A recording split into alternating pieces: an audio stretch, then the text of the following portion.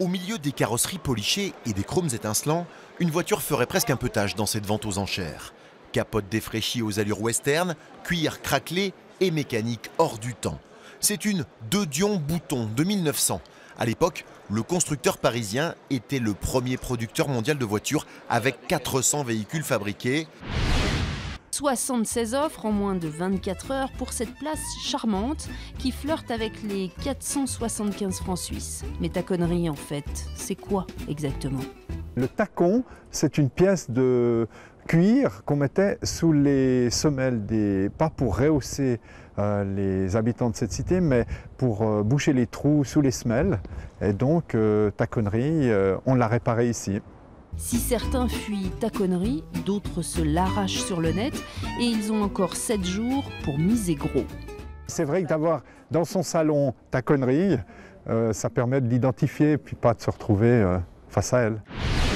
Fièrement dressé au-dessus des eaux du Lot, le pont Valentré attire chaque année des milliers de touristes. Des touristes toujours subjugués par cet ouvrage, pont médiéval le mieux conservé d'Europe. En fait, on fait tout d'un foin d'autres ponts, le pont d'Avignon, des châteaux de la Loire, au-dessus de la Loire. Mais ce pont-là vraiment nous a épatés.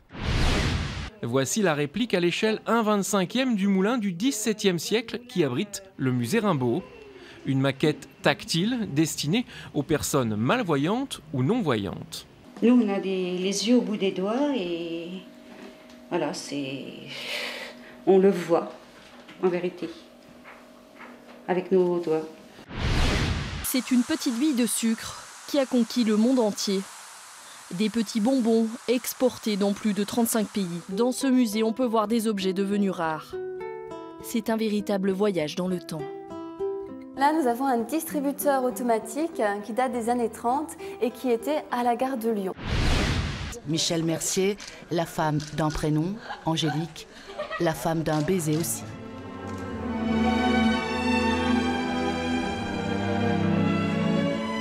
Le festival lui rend hommage aujourd'hui, l'actrice française face à son public. Elle a marqué le cinéma des années 60, adulée, fantasmée par toute une génération.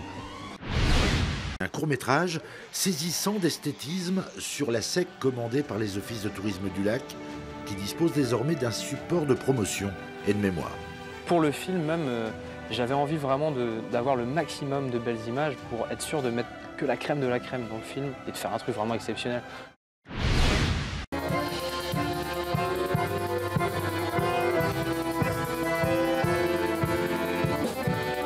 Il ne laisse rien passer, mais il le fait en douceur, en empathie. Il vous emmène dans son tango, dans ses tempos pour Nougaro.